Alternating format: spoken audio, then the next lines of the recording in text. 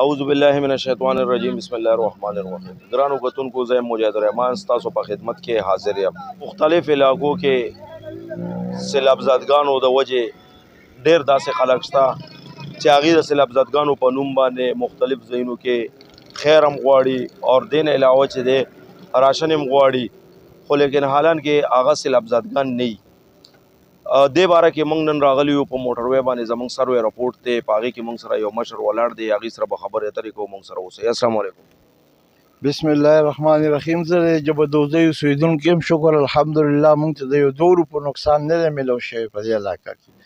زموږ د خلکو ډېر حلال ګډوډ کړی چې د چا حق تیزي دی د خولو نه دا څیزونه راشوکوي او د کلي ته په دې روډ هم دلته خلکو داسې حلال زنانه او دغه جوړ کړی چې یو د 2 روپو نقصان ورته نه میلاو شوی او دوی راځي دلته په دې روډ او په دې دغې د حالات ګډوډ او دغه کړی دی د دې د حکومت غور وکړي چې دا حق د چا وي دا د هغوی ته ورسي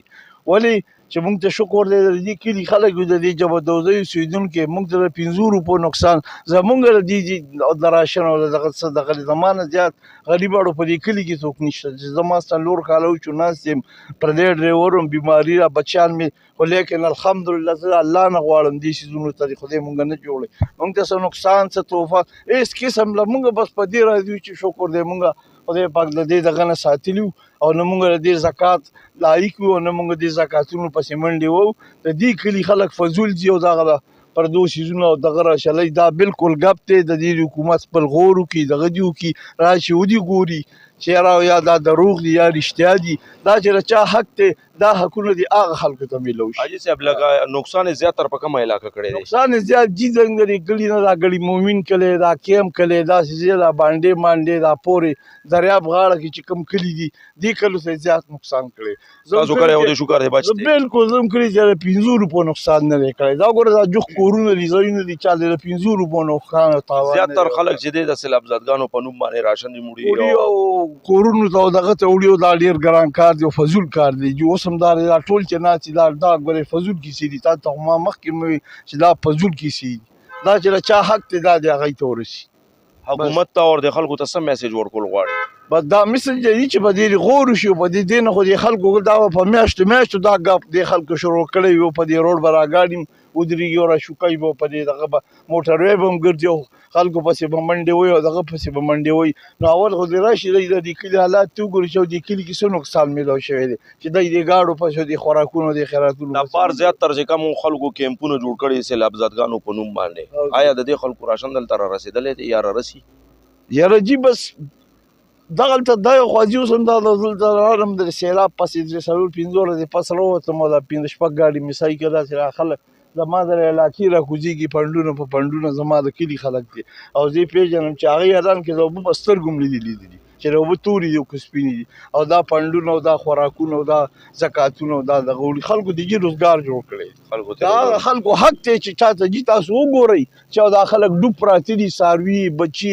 خیمې دغه کلی ډوب دی وطن دا د هغه خلکو حق دی حقدارو ته حق میلاو شوی دی بس لګیا دي حقدارو ته حق میلاویږي خو چې چا پکې څه حق نشته نو هغوی پکې له ټول نه زیات هغه حقدارو نه څیزونه راچوکوي او کورونو ته وړي یعنی حقدارو ته دومره څه نه دي میلاو شوی لکه چې عام خلکو ته عام خلکو ته میلاویږي جي او که نه نو بس دا جي ډېر ناجایز کار دی او ناجایزې کیسې خبرې دي او ناجایزه لوبه ډېره مهرباني هلکه دا بابا صحیح وایي ها بالکل صحیح وایي صحیح وایي بالکل صحیح دا چې کومې خبرې وکړي دا بالکل حقیقت کړي دي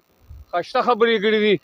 زموږ د دې کلي د 1 روپۍ نسخان د چا نه دی شوی او زه په سړکونو باندې په موټروی باندې خیږي او منډې وایي دا فضول منډې وایي حق د هغې خلکو دی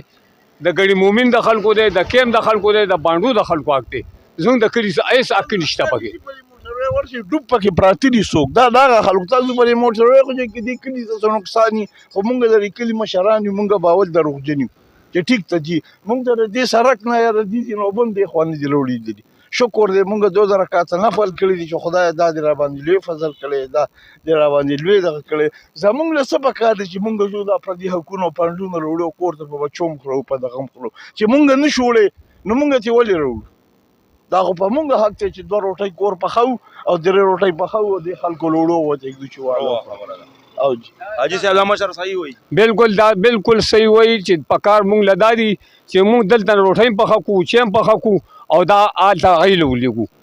زموږ ګاونډیان دي زموږ د علاقې خلک دي زموږ د کلي خلک دي هغه خلک چې هغې د حقدارو په مال باندې ډاکه اچوي هغې ته څه میسج ورکول غواړي؟ هغه ته دا میسج ورکوي چې د خدای قرآن خاطر وکړي چې په خپلو کورونو کې په کلار کښېنئ او پردي حقونه مه خورئ. هر څه شته دي چې جایدادونه یې بچ دي، فصلونه یې بچ دي، هر څه یې بچ دي، دا یې د هغې د پاسه هم ځي او پردي حقونه راځي او راچلېږي او دغه دا خو ډېره ناجایزه خبره ډېره